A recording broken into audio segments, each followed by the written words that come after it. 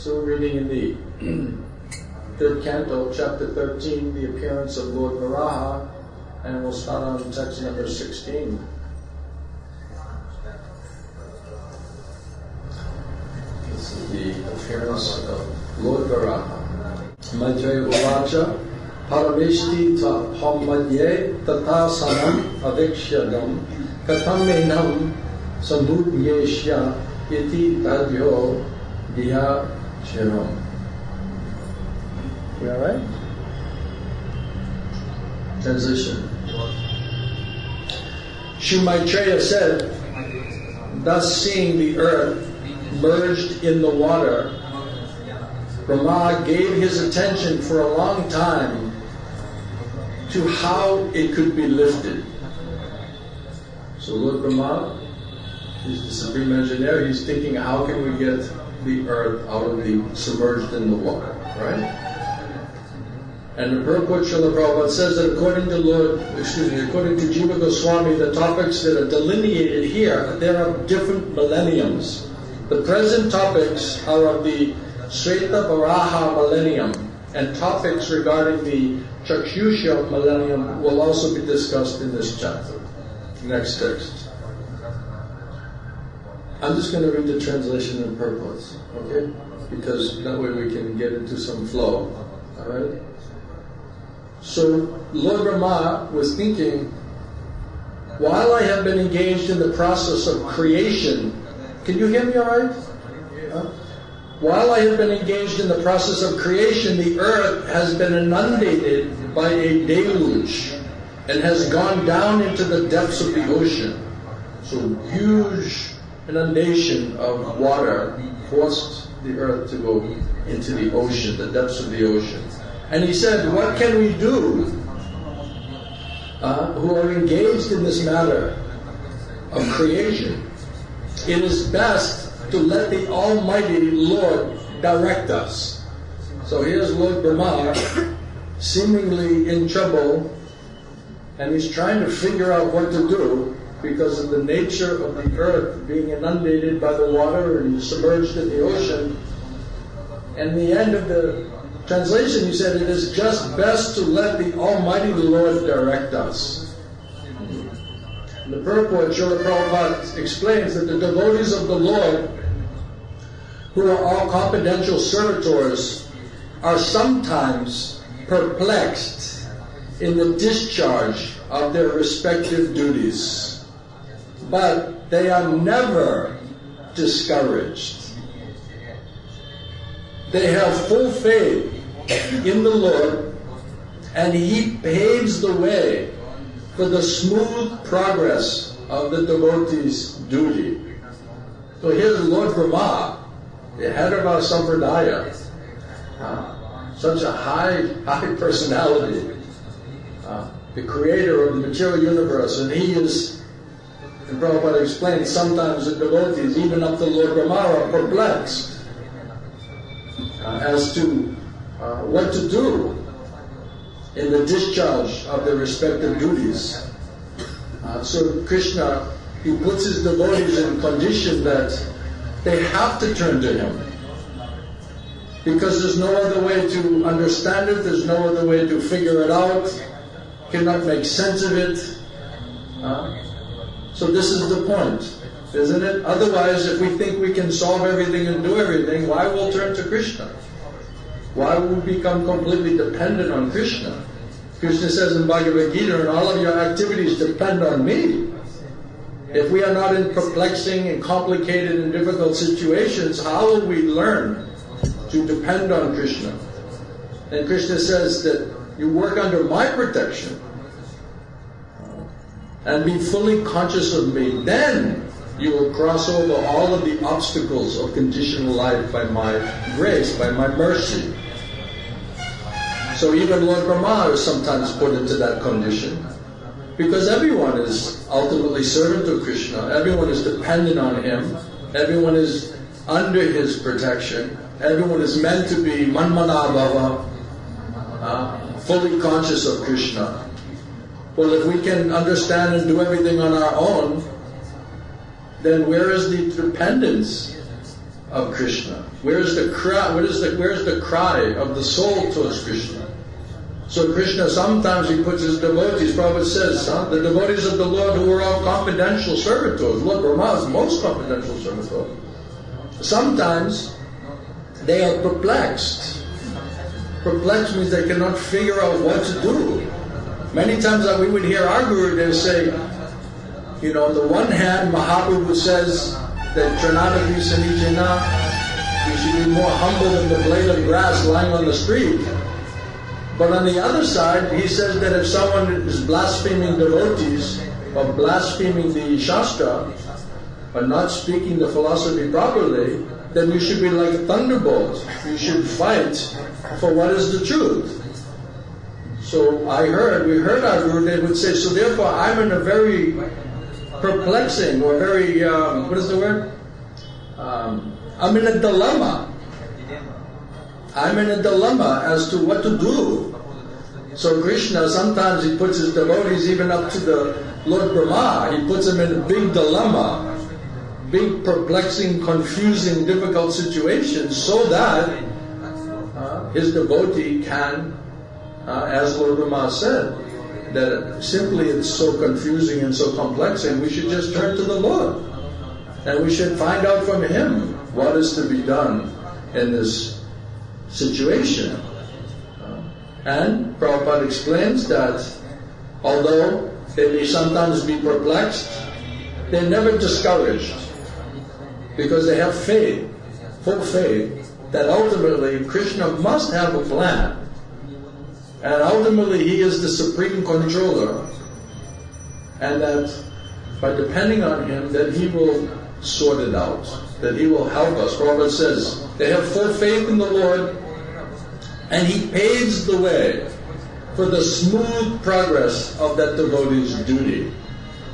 So we're plowing ahead trying to do it on our own. I gotta understand what's happening. I have to have it all figured out. I have to depend on myself and my strength and my intelligence and my ability. Right? And we're taught that from the beginning of our life, isn't it? You have to do it.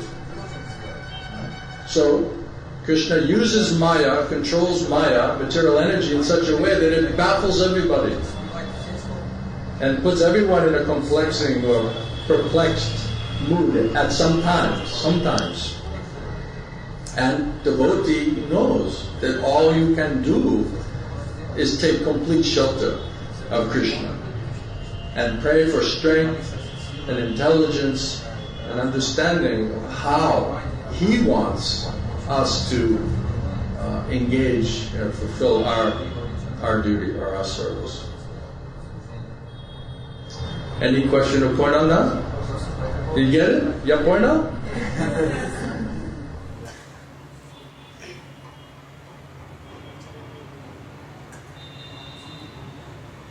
It makes the devotee dependent on Krishna. You see? Lord Brahma can say, look, I'm the engineer here. I set everything up. I know how it works. Prabhupada said the engineer knows how it works, right? He created it. So Lord Brahma is the creator. So how is it that he's perplexed? So therefore, because he's dependent on Krishna, he's devotee of Krishna, therefore he takes shelter of the Lord. O sinless Vidura, all of a sudden, while Brahma was engaged in thinking like this, a small form of a boar came out of his nostril. Krishna can do and undo anything. Right?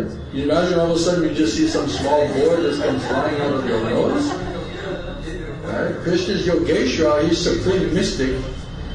He can do and undo anything. He can manifest even in a stone pillar. Right? So nothing is impossible for Krishna. We're trying to solve it all ourselves. But if we just become fully dependent and cry to Krishna, Gurudev explained, a small child when he's crying, then the mother runs to that child. Isn't it? The other children may be strong, they may be doing good, so the parents are just leaving them alone. Right? But as soon as the small child is in difficulty and starts crying, immediately mother and father run there to take care. So material energy will make us cry. Crying isn't just that, we're crying in separation in the highest levels of Gopi Bhav. That is also a type of crying. But we're also crying because we are so insignificant and we are so unqualified. And we have no sukriti, no training, no background, no knowledge, nothing. It's Kali Yuga, most degraded age. And our Gurudev used to say, where is Krishna? And where are you? So we are so separated from Krishna by our own doing, by our own failing, our own lack of proper consciousness. So that is a crying condition. We should be in crying condition. But if we think we can understand and solve everything on our own, then where is the crying? Where is the dependence? How do we see how Krishna will solve it? Well, here, the next verse, he immediately solving it. Because we can say, oh Krishna, I'm depending on you. You help me to solve it. But we're not really depending. Krishna says, oh, you're saying like that, but really you have your plan, you have your idea, you have your whole scheme. So although we're saying, oh yes, Krishna, I'm depending on you, he knows the heart. Therefore he may not act, or he may just let us sit in it. Right? But because Lord Brahma is completely dependent and completely full faith, immediately.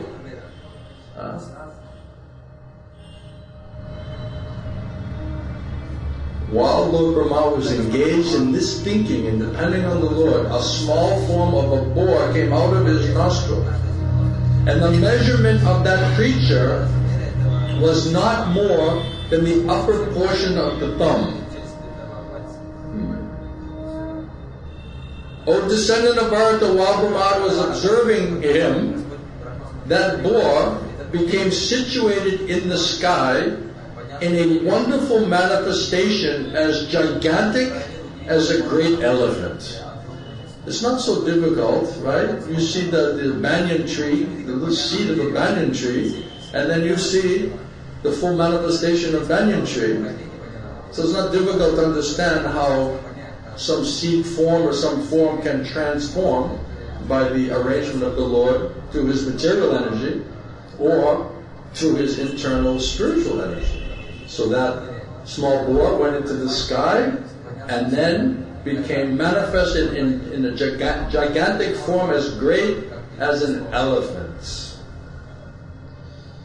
And then struck with wonder at observing the wonderful boar-like form in the sky, Brahma, with the great brahmanas like Marichi as well as Kumaras and Manu, began to argue in various ways.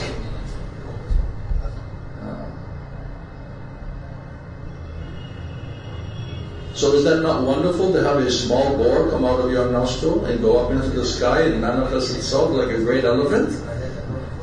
Would you be amazed by that? So Lord Brahma is also, well, this is a wonderful thing. Then all the brahmanas are there, Kumaras, Manu, they began arguing, discussing in various ways. And they said, is this some extraordinary entity come in the pretense of a boar? It is very wonderful that he has come from my nose. So the Lord does everything in such a wonderful, extraordinary way, so the devotees are naturally amazed at how Krishna is manifesting, performing these pastimes. First of all, they're continuing their argument, their discussion. First of all, this boar was seen no bigger than the tip of the thumb, and then within a moment, he was as large as a stone. And my mind is perturbed by all of this. I'm disturbed, confused by all of this. Is he the Supreme Personality of Godhead, Vishnu? Because who can do like this, right? So they're wondering, is this Vishnu? Is this Krishna? The purport, Srila Prabhupada says that since Brahma is the supermost person in the universe, and he had never before experienced such a form, he could guess that the wonderful appearance of the boar was an incarnation of Vishnu. Because if he created everything, now here's something that he knows he didn't create, so it was something beyond his creative ability or power. So he could understand that this must be, and of course he was just praying and depending on the Lord to help to solve this perplexing situation.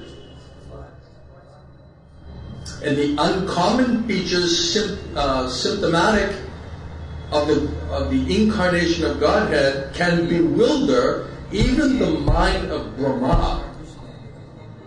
So how Krishna is manifesting, where Krishna is manifesting, and what forms Krishna is manifesting, even Lord Brahma, what to speak of the Brahmanas and the Kumaras and Manu, even they themselves are trying to figure out, is this Krishna? Is this Vishnu manifesting? So these uncommon features in how Krishna manifests himself can bewilder even the mind of Brahma. So even Lord Brahma, who is the creator of the material universe, the engineer, chief engineer, he's also bewildered by the incarnation or manifestation of Krishna. And then we're sitting with our little pea brains and our such small abilities and understanding, and we're trying to figure out how the unlimited Lord and how He's working and manifesting and what He's doing and why He's doing it. How we can understand it? So better we should depend on Krishna to give us intelligence and faith. Let Him reveal, rather than us thinking that we can understand. It is said that the Supreme Lord is unlimited. And the living entity, the soul, the jiva, is very limited.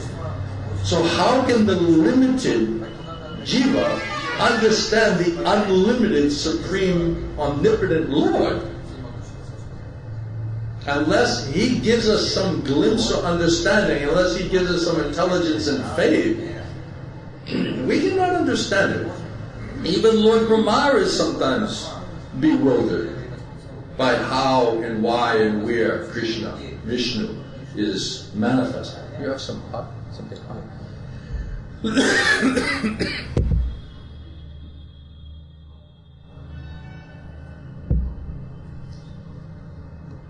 And still we think we're so intelligent, we're so wise.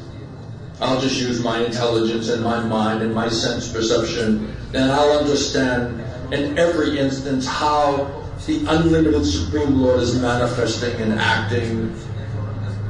It's quite grandiose, isn't it? And it's based in a serious misconception of our actual position and our actual ability. These Mataji, sometimes these Matajis get together, they just sit there and they try to figure everything out. They spend hours and hours and hours trying to figure everything out and discussing amongst themselves, right? And in the end, they all walk away more confused. They become even more confused. So if we want to understand, really understand, that means we have to hear from Krishna and Krishna in parampara, according to Guru, Sadhu, and Shastra. And we need their mercy to give us the intelligence to understand what they're trying to teach us or show us. So while Brahma was deliberating with his sons, the Kumaras, the Supreme Personality of Godhead, Vishnu, he roared tumultuously like a great mountain. Now there's a huge roar in this elephant-like boar figure in the sky. Now he's roaring. And the purport, Srila Prabhupada says, it appears that great hills and mountains also have roaring power because they are also living entities. The volume of the sound vibrated is in proportion to the size of that material body. So according to the size of your body, you get so much roaring power.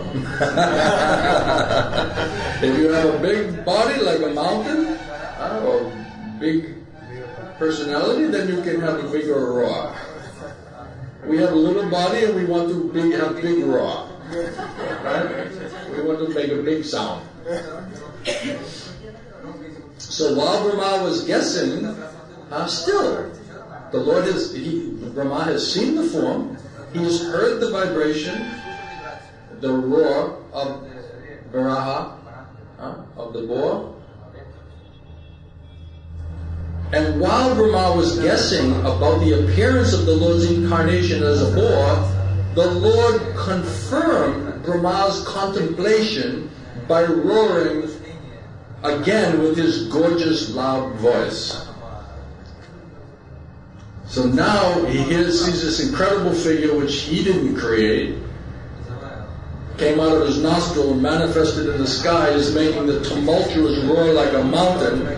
And then he's thinking in his mind, this is incredible. This is beyond my experience. Maybe this is the Lord. And he was just thinking like that and guessing, could this be the Lord? And the Lord, made another sound, tumultuous sound, to confirm that what he was thinking and trying to understand was in fact correct. You get it? Hare Krishna. So why didn't Lord Brahma know that? Why didn't he immediately know that? He's guessing, he's trying to understand it, he's perplexed. But because he was sincerely trying to understand, is this the Lord manifesting in this wonderful form and making such a wonderful sound, the Lord immediately made the sound again to confirm that what you are thinking is correct. The omnipotent Supreme Personality of Godhead enlivened Brahma and the other highly elevated Brahmanas by again roaring with his uncommon voice, which echoed in all directions. So he was again and again confirming and reconfirming that yes, in fact, I am your Lord, manifesting in this wonderful form. And he's not explaining it in the, English language or Russian language or Hindi. He's doing it through roaring. And that roaring vibration was very uncommon. It had a very unique sound and experience. And it was echoing in all directions. Srila Prabhupada explains that Brahma and other enlightened Brahmanas who know the Supreme Personality of Godhead are enlivened. They became enlivened when they understood that the Lord was manifesting there. Even in the form of a boar who had a roar. Still they were enlivened because they know my Lord has come. He is manifesting. So when it was confirmed and reconfirmed, they became enlivened because the Lord of their heart was now coming and performing a wonderful pastime and lila in the association with his dear devotees. And Srila Prabhupada explains that these devotees are enlivened by the appearance of the Lord in any of his multi-incarnations. They may have, a particular Ishtadev, Lord of their heart, but if that Lord of their heart for some purpose may come and manifest in different form, in different incarnation, still they're enlivened. And they're amazed by all of these pastimes. They're reading Srimad Bhagavatam and all the different incarnations of Krishna. They may have the one that's particularly attractive to them, but still, it's their Lord manifesting and performing wonderful activities for some very important purpose. So the devotees are enlivened by that, regardless of how or what form the Lord may appear. Srila Prabhupada continues that the appearance of the wonderful and gigantic incarnation of Vishnu as the mountain-like boar did not fill them with any kind of fear. If they know this is the Lord of my heart manifesting in that even a ferocious form as Lord Nrsingadev, half man, half lion, right, or Varahadev, the devotee is not afraid, just like Prahlad. He was not afraid. Everyone else was freaking out. What is this? Big teeth, big nails, right? And of course it says that the non-devotee, when they see the Lord coming, they see death personified. Death is coming. They feel their own immortality, or mortality, right? So in this sense, the devotees, they were not fearing. Although the Lord's size and form and resounding, tumultuous voice was there. And it was echoing horribly in all directions. Devotees were not fearing. But that horrible, echoing, tumultuous sound was an open threat to all the demons who might challenge his omnipotency or his position. So for the demon, they hear it as, they become very fearful because they're in complete bodily conception of life. And they are enemy. They set themselves up as enemy of the Lord. So for them, this was an open threat. That form and that vibration was an open threat to all the demons who might try to challenge the Lord's position. When the great sages and the thinkers, who are the residents of Janaloka, Tapaloka, Satyaloka, the higher planetary systems, when they heard the tumultuous voice of that Lord Boar, which was the all-auspicious sound of the all-merciful Lord, they chanted auspicious chants from the three Vedas. So they all started chanting from the Vedas when they understood that the Lord was directly manifesting in this form.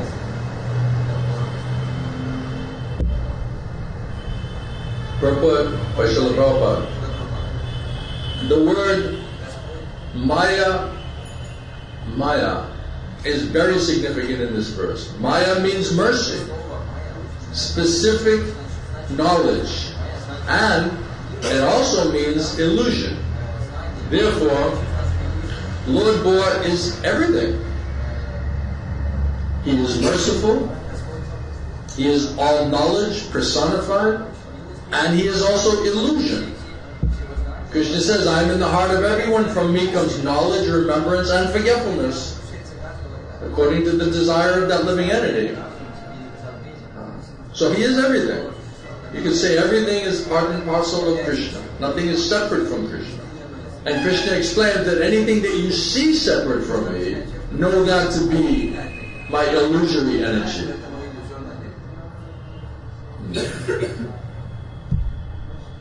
Therefore the Lord Boar is everything. He's merciful, he's knowledgeable, all knowledge, and he is illusion also. The sound which he vibrated as the boar incarnation was answered by the Vedic hymns of the great sages in the planets of Janaloka, Tapaloka, and Satyaloka. They immediately reciprocated when they understood the presence of the Lord.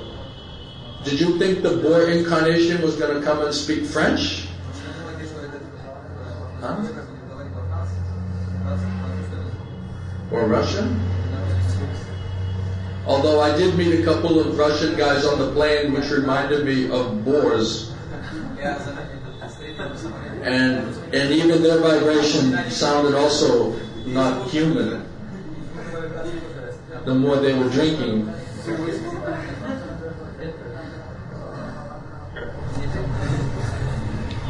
The highest intellectual and pious living entities, they live in those higher planetary systems, in those planets. And when they heard the extraordinary voice of the boar, they could understand that the specific sound was vibrated by the Lord and no one else. If they're thinking it's someone else, they may be fearful. Sometimes you see the higher residents or the demigods in fear. They're going to the Lord, praying to the Lord to protect us from the demons, right? But they understood that this is my Lord appearing in this form, and that vibration is coming from Him. Therefore they were not fearing. So without Krishna giving us intelligence and faith, we cannot understand how He's working, where He's working, in whom He's manifesting, or what incarnation He is manifesting. That intelligence and faith comes from the Lord directly. The Lord says, I'm within the heart of everyone. From me comes knowledge. So that Supreme Lord in the heart, the Cheta Guru, Adi Guru, original Guru, He's giving intelligence and faith from inside. And He's confirming again and again to give them faith, to give them intelligence and understanding how He was manifesting. Srila Prabhupada continues. Therefore they replied by praying to the Lord with Vedic hymns. If it's some other demon or some other personality, why would they go and start quoting Vedic hymns? They're reciprocating because they understood it was the Lord.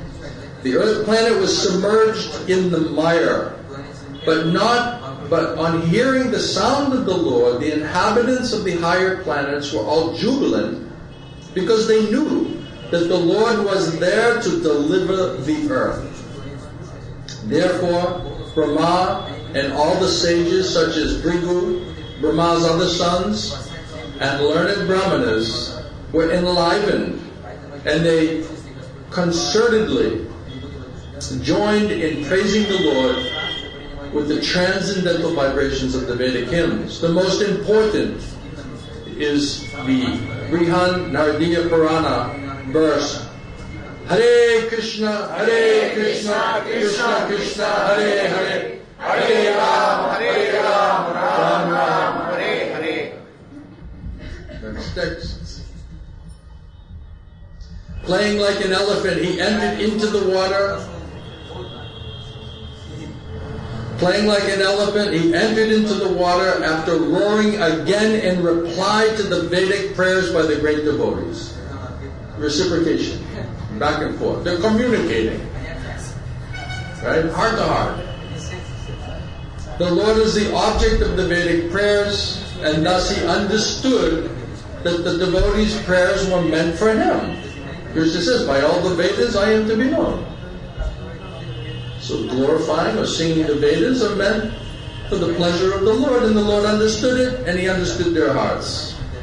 Loving reciprocation and communication between the Lord and His devotees. The purport, Srila Prabhupada explains that the form of the Lord in any shape is always transcendental and full of knowledge and mercy. The Lord is the destroyer of all material contamination because His form is personified Vedic knowledge. So by hearing this, Krishna is non-different from His name. He's non-different from the Vedic sound vibration. Krishna says the Vedas are coming from Him. He's the speaker of the Vedas. He's the knower of Vedanta. By all the Vedas I am to be known. Right? Savasya, how does it say? Then? Vadaishta sarvera aham eva bhedya vedantikvid vedavid eva chaham. Krishna says, right?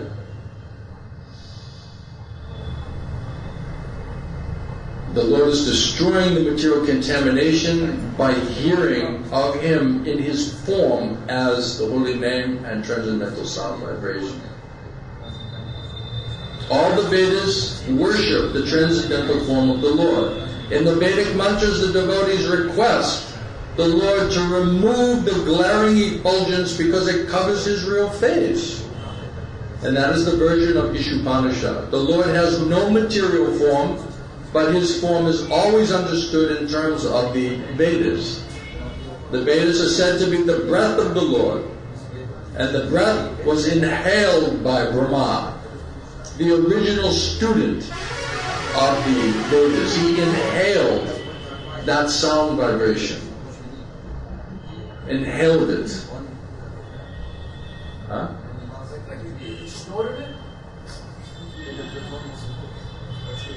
Globe, you never cease to amaze me.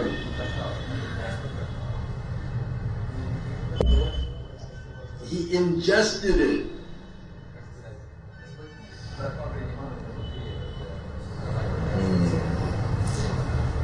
The breathing from the nostril of Brahma caused the appearance of Lord Boar.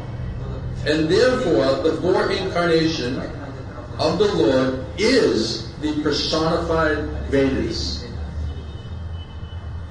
So it went in and it came out, right, in the form of Lord Varaha. The breathing from the nostril of Brahma caused the appearance of Lord Boar, and therefore the Boar incarnation of the Lord is the personified Vedas. The glorification of the incarnation of the sages on the higher planets consisted of factual Vedic hymns. Whenever there is glorification of the Lord, it is to be understood that the Vedic mantras are being rightly vibrated. The Lord was therefore pleased when such Vedic mantras were chanted, and to encourage His pure devotees, He roared once more and then entered the water to rescue the submerged earth. So He reciprocated back, He confirmed, reconfirmed, reciprocated with their prayers and the Vedic mantras, and then He went and did His work. He went and entered into the water to rescue the submerged earth. Lord Varaha Ki! Yeah. Before entering the water to rescue the earth, the Lord Boar, He flew into the sky, slashing His tail. His hard hairs are quivering. His very glance was luminous. And He scattered the clouds in the sky with His hooves, with His feet, right? And with His glittering white tusks. Prabhupada Srila Prabhupada. When the Lord is offered prayers by His devotees, His transcendental activities are described in those prayers. Here are some of the transcendental features of Lord Varaha. As the residents of the upper three planetary systems offered their prayers to the Lord, it's understood that His body expanded through the sky. Because He has to go pick up the earth, right? He knows what He's doing. He needs a bigger body. So His body started to expand into the sky, and all the clouds started to dissipate, run away.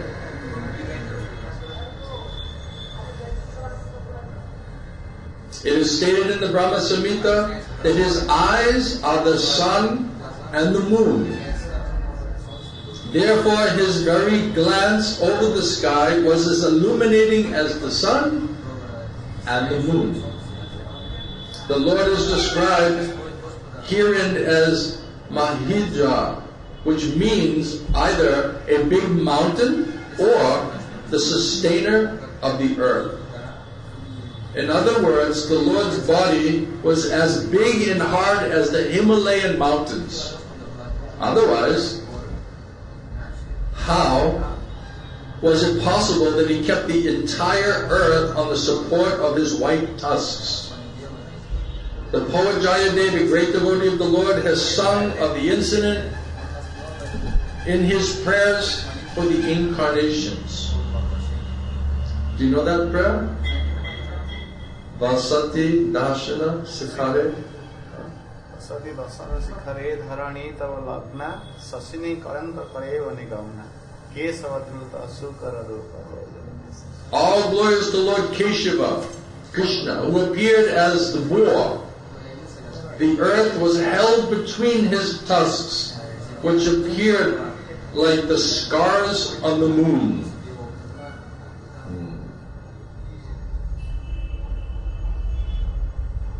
Are you seeing that? Are you envisioning that? No?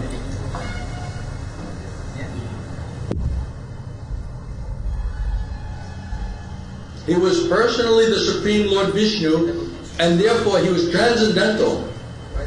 Yet, because he had the body of a boar, or hog, says here hog, he searched after the earth by his smell.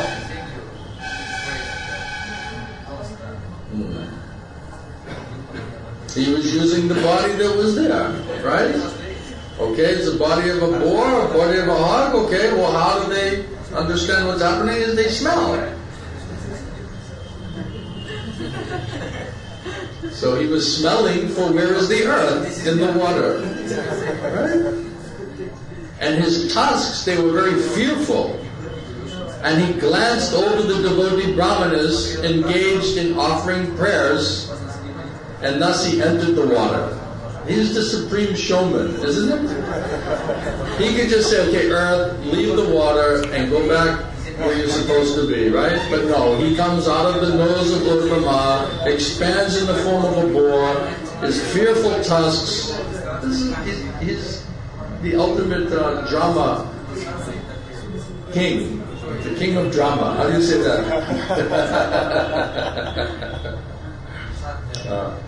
Some of our devotees, sometimes we say she's a drama queen. Right? We think we're living, or drama king. We're thinking we're the king of the drama. Right? But really, that's Krishna. He can do it. What is our drama? It's quite boring, actually. We think it's very important and very interesting, right? But really, compared to Krishna's dramas, what is our drama? It's pathetic. Really. The purport by Srila Prabhupada, we should always remember that although the body of a hog is material, the hog form of the Lord was not material, not materially contaminated. It is not possible for an earthly hog to assume a gigantic form spreading throughout the sky, beginning from Satyaloka, heavenly planets. His body is always transcendental. The Lord's body is always transcendental in all circumstances. Therefore, the assumption of the form of a boar is only pastime. His body is all Vedas, or transcendental. Sat Chit Ananda Vigraha. But since he had assumed the form of a boar, he began to search out the earth by smelling just like an ordinary hog. Right? He began to search out the earth by smelling like the hog, and the Lord can perfectly play the part of any living entity.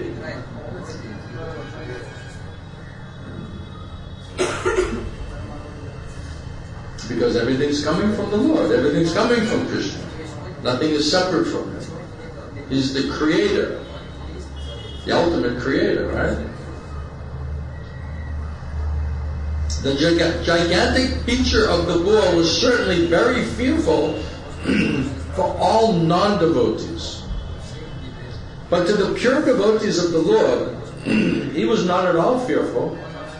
On the contrary, he was so pleasingly and lovingly glancing upon his devotees that all of them felt only transcendental happiness. Loving reciprocation. They're not fearing, they're not fearful.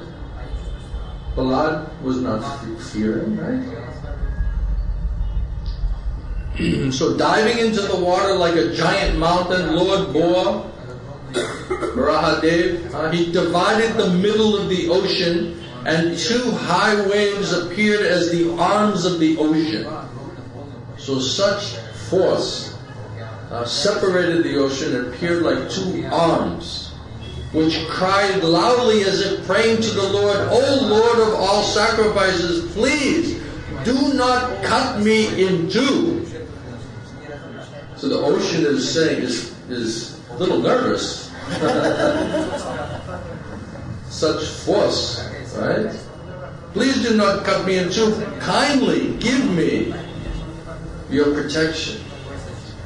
Purport by Srila Prabhupada. Even the great ocean was perturbed by the falling of the mountain-like body of that transcendental boy, and it appeared to be frightening, as if death were imminent. So the devotee always says, prays, "Please protect me." Right? There is no other protector. Krishna is supreme protector. What is that word? Supreme protector.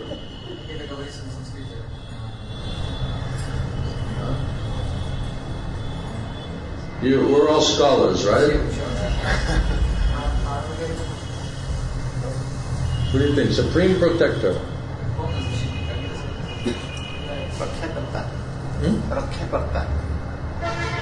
Yeah? How do you say it loudly? Raksha, Karta. Supreme protector.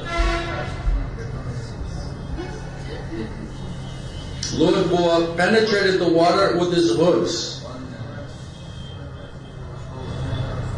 So it looks like he didn't go head first. He went with the feet first. Right?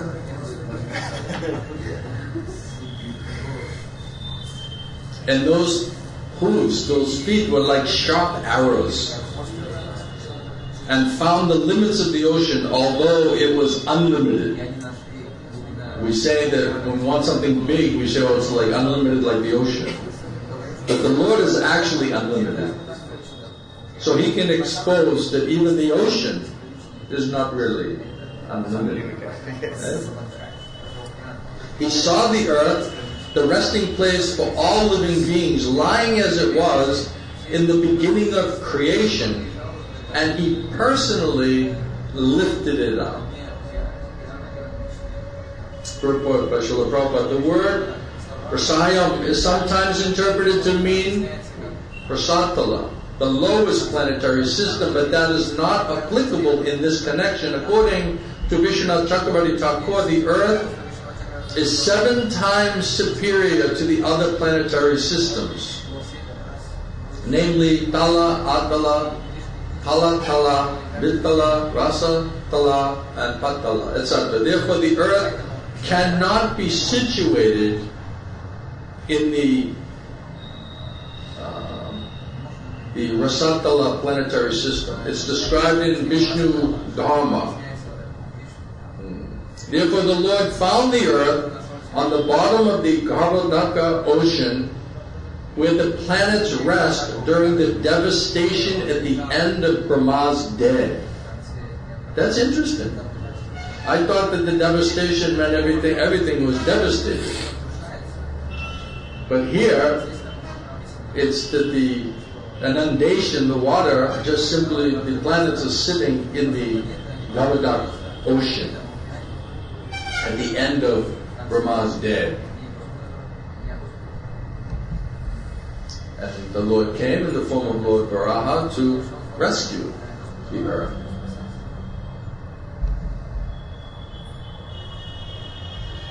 Lord Varaha, very easily, he took the earth on his tusks and got it out of the water, very easily. And thus he appeared very splendid, very wonderful. Then his anger, glowing like the Sudarshan wheel or chakra, he immediately killed that demon, Hiranyaksha, although he tried to fight with the Lord. So the Lord is multitasking, Golok. Right? Multitasking. He's doing many things at the same time. Right? He's going down to save the earth. On his way down, he's having a nice loving reciprocation with his devotees. He's rescuing the earth. At the same time, he's showing his anger at the demons, at Hiranyaksha.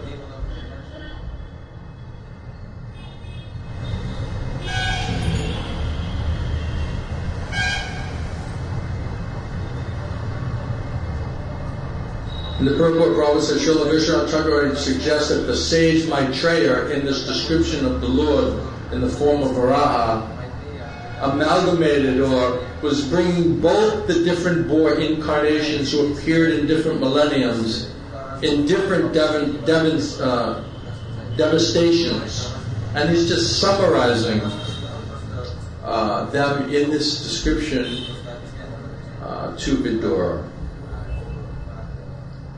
Next text. Thereupon Lord Boar, he killed the demon within the water, just like a lion kills an elephant.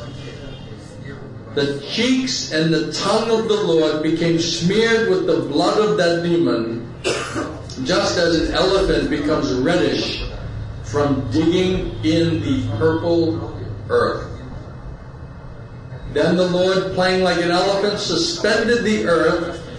On the edge of his curved white tusks, he assumed a bluish complexion like that of a tamal tree, and thus the sages headed by Brahma could understand him to be the Supreme Personality of Godhead, and offered respectful obeisances unto the Lord. So because he then manifested his bluish form, like tamal tree, then again the devotees could understand that this is the Lord. So he's giving another confirmation.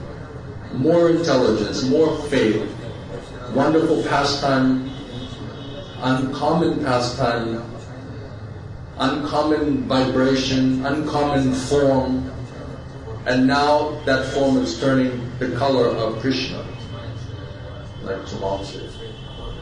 And therefore, Lord Brahma and those sages again offered their respectful obeisances unto the Lord. All the sages uttered with great respect, O comparable enjoyer of all sacrifices, all glories, and all victories, unto you. You are moving in your form of the personified Vedas, and in the hair holes of your body the oceans are submerged.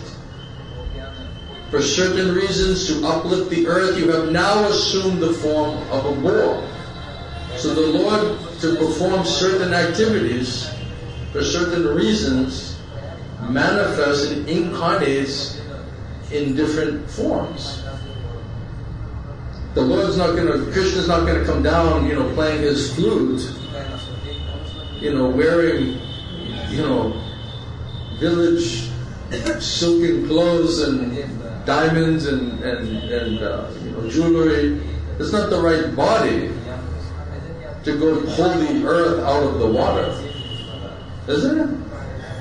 So he just assumed the right form according to the task, according to the nature of his requirement to be there. Prabhupada says in the purport, the Lord can assume any form that he likes. In all circumstances, he is still the cause of all causes. Since his form is transcendental, he is always the Supreme Personality of Godhead, as he is in the causal ocean in the form of Mahavishnu. Innumerable universes generate from the holes of his bodily hairs, and thus his transcendental body is the Vedas personified. He is the enjoyer of all sacrifices. He is the unconquerable, Ajita, right? Unconquerable Supreme Lord. He is never to be understood to be other than the Supreme Lord because of his assuming the form of a boar to lift the earth. So demons, those who do not have faith, they cannot understand this point. How the Lord can appear in the form of a hog or a boar, which generally you'll say is a very degraded form. But the Lord is not so difficult to understand because the Lord is the super soul, Paramatma. He is also in the form, or is inside of that, the form of every living entity. So the Lord is always present there. But He can also assume the form of a boar or a hog, but we should not misunderstand it, that the Lord is like this common hog or boar that you see on the side of the road. This would be great offense. He is never to be understood to be other than the Supreme Lord because of His assuming the form of a boar to lift the earth. That is the clear understanding of sages and great personalities like Brahma and the other residents of the higher planetary systems.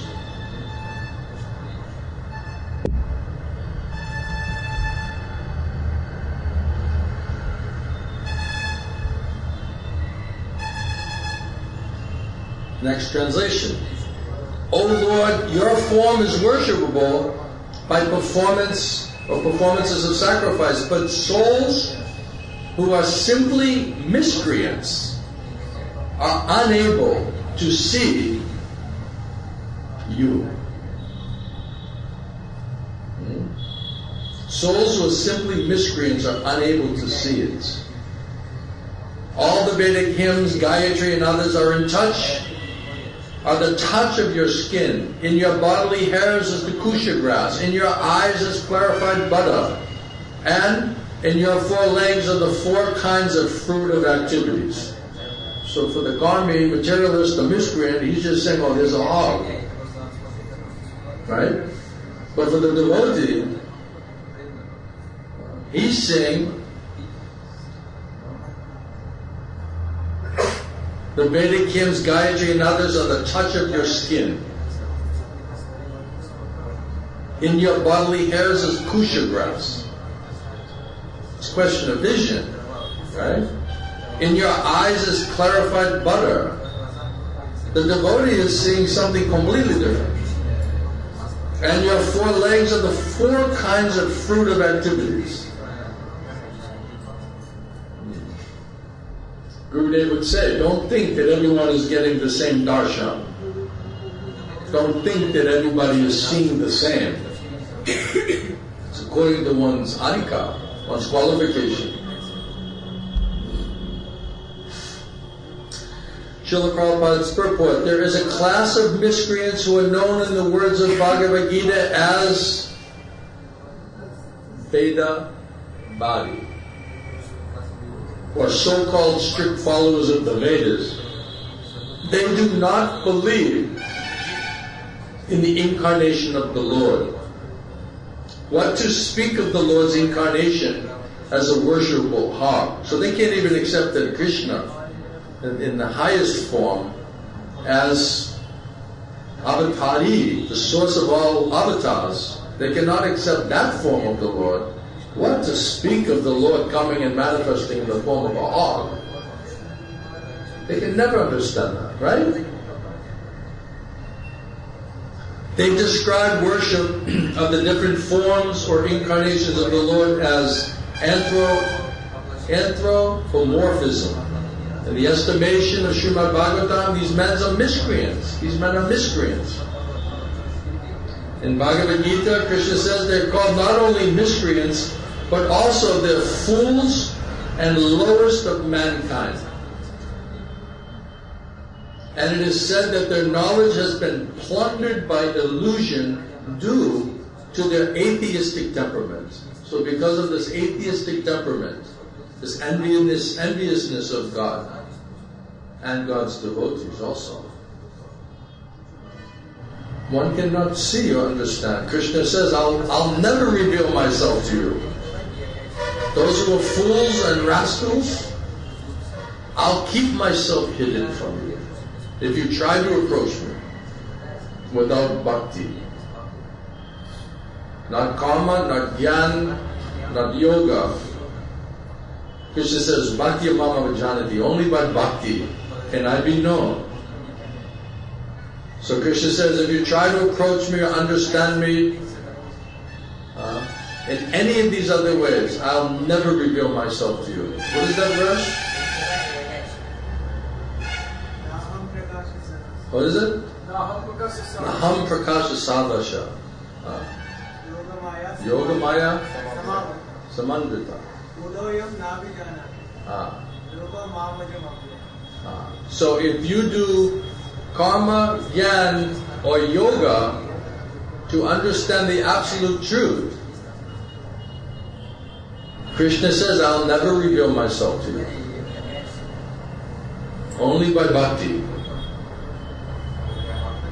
can I be known, right? Krishna says, only by bhakti.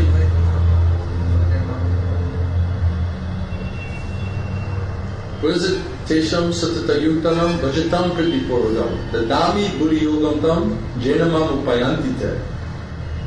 Krishna says, if you come in a mood of loving devotional service, you render service to me, dadami buddhiyogam tam, I will give you transcendental intelligence to understand me and how to come to me. And if you don't do that way, Krishna says, I'll never reveal myself to you. So without bhakti, sincere bhakti, in the mood of devotion, Krishna, and even Krishna's devotees, Gurudev would explain, Krishna's devotees will also hide from you. They'll not reveal themselves. Krishna will not reveal unless this simple, sincere desire and execution of devotion, bhakti.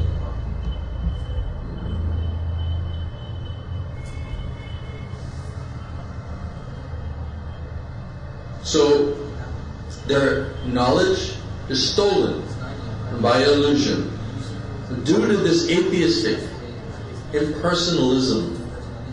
It's atheism, impersonalism, atheistic.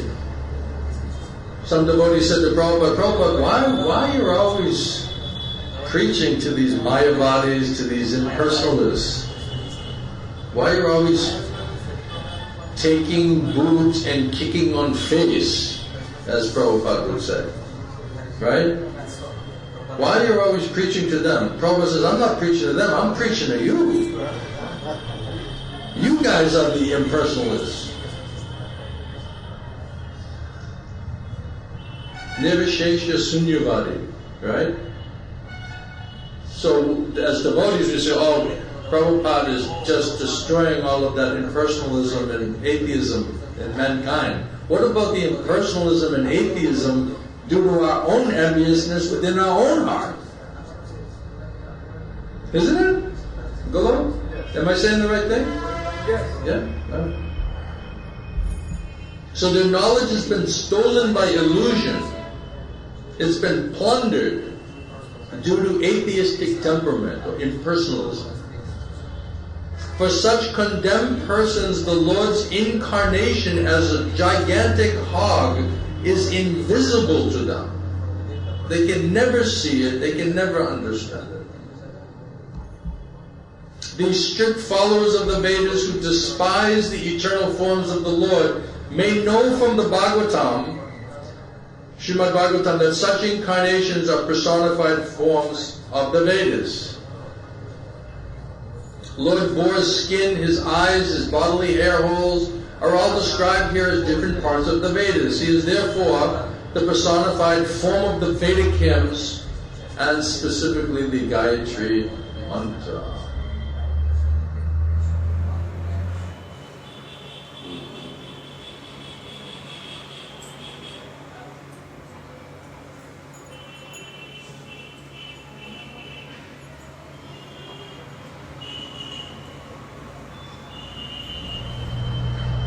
And they're going, offering more and more descriptions of the Lord's form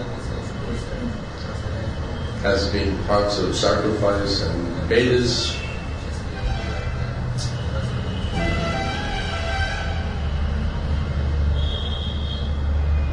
They continued, O Lord, Supreme Personality of Godhead, you are worshipable by universal prayers, Vedic hymns, and sacrificial ingredients. we offer our obeisances unto you. You can be realized by the pure mind, free from all visible and invisible material contamination. You can be realized by the pure mind which is free from visible and invisible material contamination. So if we have visible and invisible material contamination and not a pure mind, then how we can understand the manifestation or incarnations of Krishna? How can we understand it? We offer our respectful obeisances to you as the supreme spiritual master of knowledge in devotional service. Prabhupada says in Prabhupada, the qualification of bhakti or devotional service to the Lord is that the devotee should be free from all material contaminations and desires. So to render real bhakti, pure bhakti, Shuddha bhakti, one must be free from all material contaminations and desires. What is that verse? Huh? Right. Right. This is definition of pure bhakti. It's not contaminated by karma, jnana, yoga, or any material desire, material contamination. And there's the other verse, that the bhakti must be unmotivated and uninterrupted. What is it? Savai Pumsam?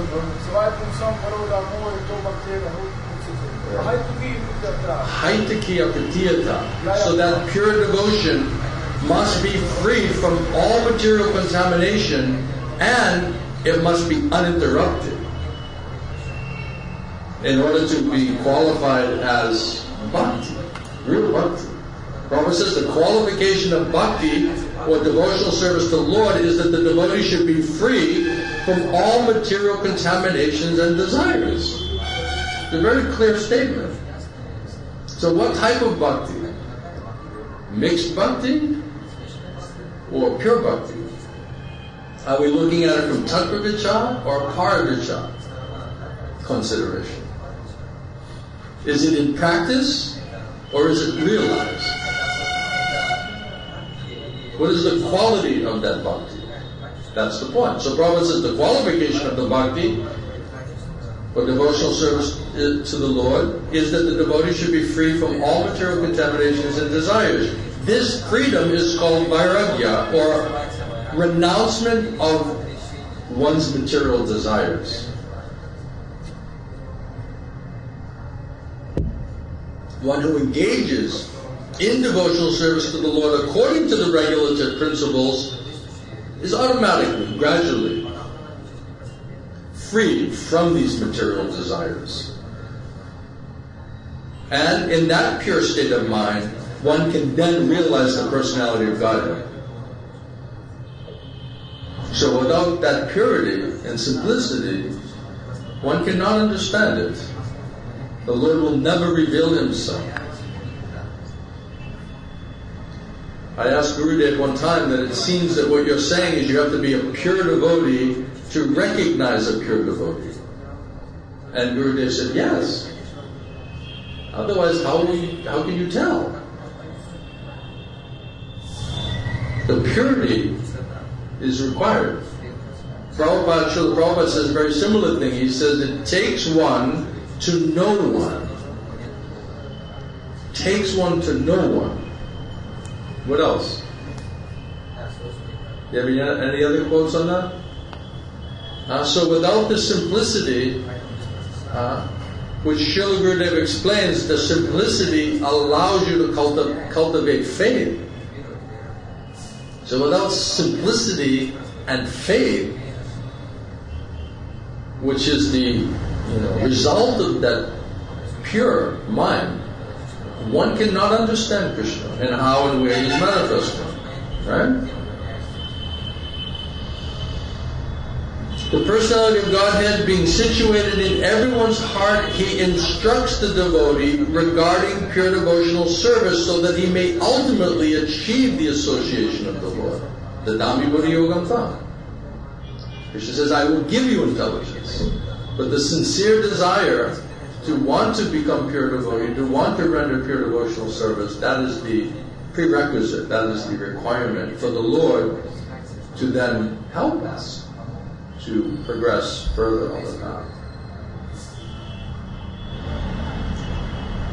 The personality of Godhead being situated in everyone's heart instructs the devotee regarding pure devotional service so that he may ultimately achieve the association of the Lord. This is confirmed in Bhagavad Gita 10.10 as follows: Kesham satatayutanam bhajatam pritipurvakam dadami buddhi yogam tam jena mam upayanti te. To one who constantly engages in the devotional service of the Lord with faith and love, the Lord certainly gives him intelligence to achieve him at the ultimate end. One has to conquer the mind, and one may do it by following the Vedic rituals, by performing different types of sacrifice. The ultimate end of those performances is to attain bhakti, or the devotional service of the Lord. Without bhakti, one cannot understand the Supreme Personality of Godhead. The original Personality of Godhead, or His innumerable expansions of Vishnu, are the only objects of worship by all the Vedic rituals and sacrificial performances. Lord Varahadev ki, Srila Prabhupada ki, Srila Gaur Govinda Swami, Srila Gurudev ki, Samaveda Bhakta Vrinda ki, Gaur Premanandi Harita. Anything? Anyone? Okay. Thank you very much. Yes? You have a question? Point? On anything we discussed? Yeah? Кришна в Бхагавад-гите говорит, что все, что ты видишь, не связано со мной, это моя иллюзорная энергия. Но для чисто преданного этого не существует в принципе. Он видит все, связанное с Кришной. Правильно я понимаю или нет? So Krishna is saying in Srimad Bhagavatam that whatever you see is separate from me, that's my illusory energy. So that's why, is it true that because devotees, they don't see anything separate from Krishna? Because the devotees? Yes, they don't see anything separate from Krishna. Yeah. That's why for them there is no illusion. Because they see everything in connection with Krishna. Is that so? Yeah. They can understand how the illusion is working. And they understand, Krishna says, Maya Dakshena Prakriti, Suyate Satcharacharam, that I am the controller of that material energy. So for the devotee, he understands it's Krishna doing this.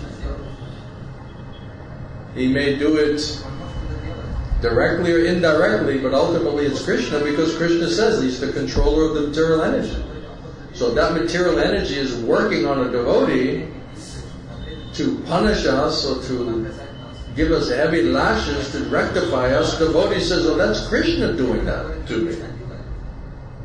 He may be using that material energy, he may use someone else, he may manifest through somebody else, but ultimately, for the devotee who's seen Krishna everywhere, he says, no, Krishna is doing this to me. Krishna is teaching me this. Krishna is purifying me. Krishna is teaching me. Krishna is punishing me. Krishna is delivering me. Krishna saved me. Krishna is saving me. He only sees Krishna. That makes sense? That's all they see. Krishna manifesting in different ways. Ultimately, out of love and affection and compassion for us. Because we're in the prison house. This is the prison house. Dukhalyam ashasatam. Krishna says, I have created this place to be a temporary, miserable place. And my Gurudev used to say, if Krishna wants this to be a wonderful and beautiful and happy place, He would have made it that way. If you want to live in such a place, then go with Krishna. Go back home, back to Godhead. This is not eternal place. Everything is the planet of death, Mrityu Loka. Everything is dying here. We are dying, our bodies are dying. Nothing can stand, nothing can last. It's a temporary, miserable place. It's the prison house. So why are we trying to make a nice, comfortable place in the prison house? Prabhupada says, just do your business and get out of here. Bhaktisiddhanta Saraswati Thakur said, this is not a fit place for any gentleman to live. No real gentleman or lady can live in such an environment where every step is danger, where the disease of anxiety is manifested in the hearts of all the living entities, place of quarrel and hypocrisy, based on enviousness of God and His devotees. And we're trying to figure out how to be happy here? And we don't understand why we're suffering here? It's designed to suffer. It's designed to make us suffer. So that we'll look for a better place to live. And there is no shelter or protection or freedom from anxiety anywhere on this planet. It doesn't exist. You can go to the most beautiful place in France. You can go to Hawaii. You can go to, you can go to any materially beautiful place, and you're still going to bring your mind with you. You're still going to bring your uncontrolled senses with you. You're still going to bring your, stinking thinking. You're still going to bring your fear and your anxiety. So, can you escape it? Is there any place you can travel to escape it here? If you're in the prison and you move from one block to the next block to the next block to the next block, you're still in the prison. You can't escape it. The only thing is to get out. Just to totally get out of this body and out of this world. That's the point. But Gurudev said you're trying to make a nice, easy-going life for yourself here. You're trying to enjoy here on this platform. There is no enjoyment. And Prabhupada gives the example of the fish who's out of the water. The fish cannot enjoy if he's out of the water.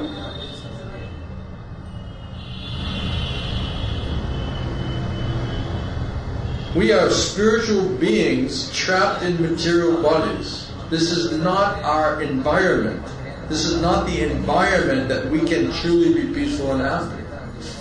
And no matter how many adjustments we try to make with our bodies and changing locations and places and all of these external things or making mental adjustments, it will not ever give us any real peace or happiness or satisfaction. We must understand that. Well, if I was with somebody, if I lived here, if I had this, right? Does that guarantee your happiness? If Krishna wants to kill you, can your doctor save you with his medicine? Right? Isn't that verses there? Like that? Right? There was another, right? What does that mean? If Krishna wants to save you, who can kill you? But if Krishna wants to kill you, who can save you? Right.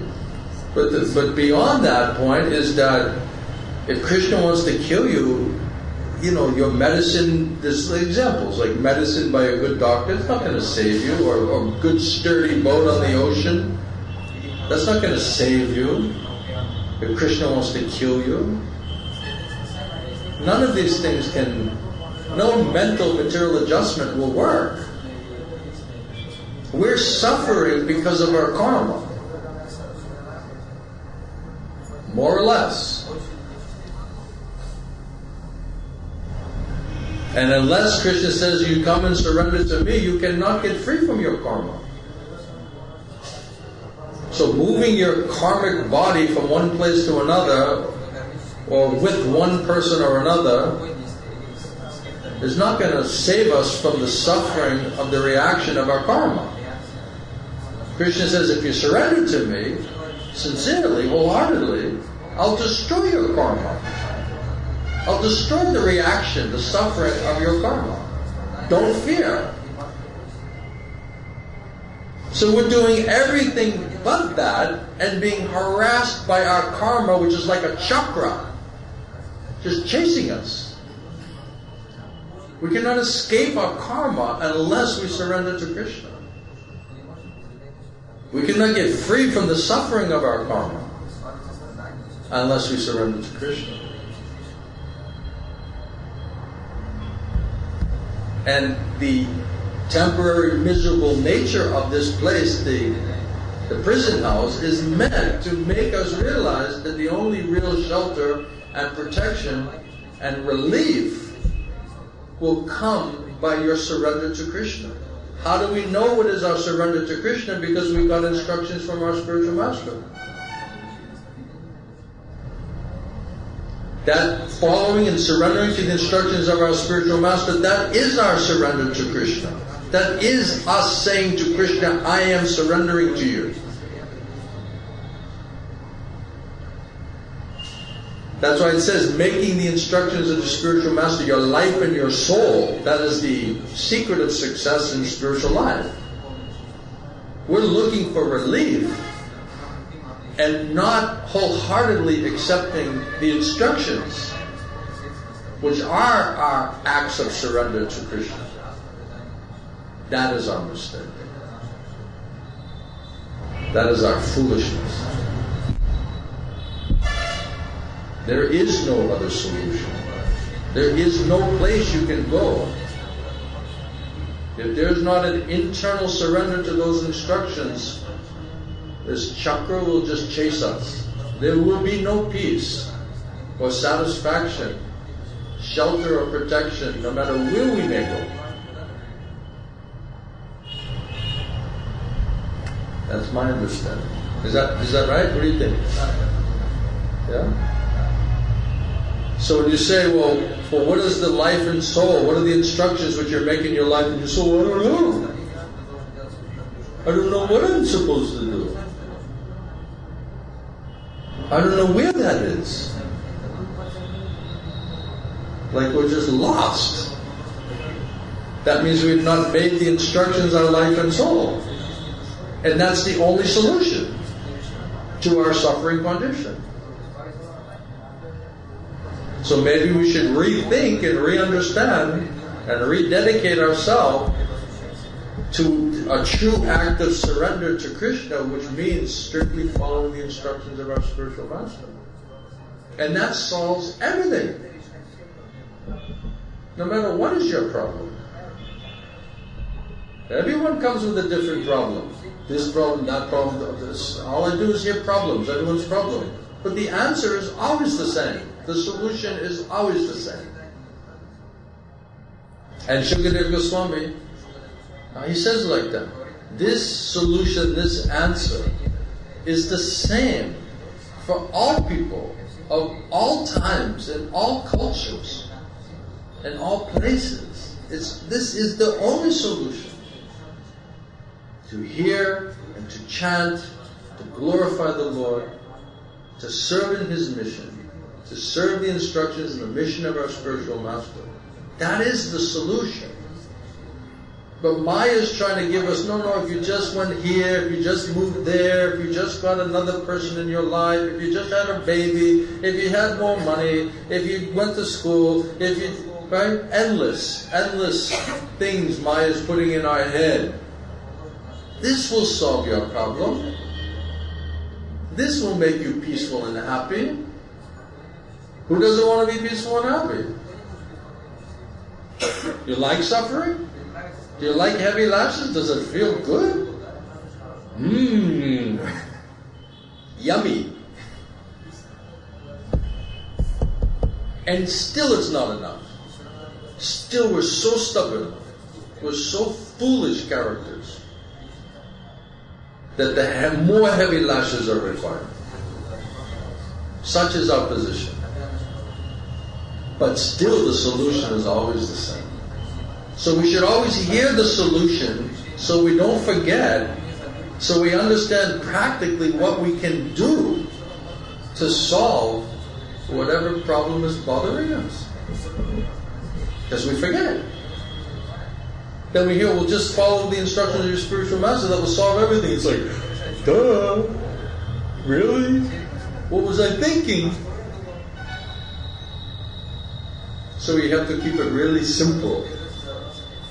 Maya wants to make it complicated. She wants to increase it.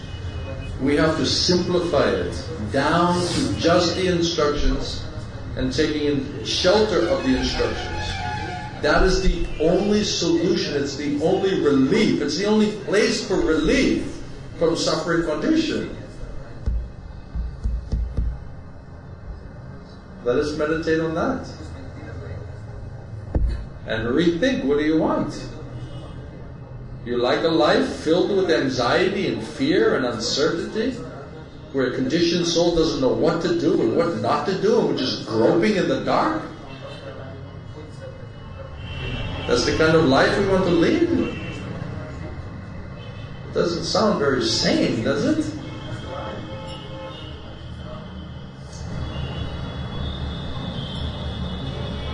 Thank you very much. Srila Prabhupada ki, Srila Gurudev ki, Sarveda Bhakta Vrinda ki, Mahaprasad ki. Hare Krishna.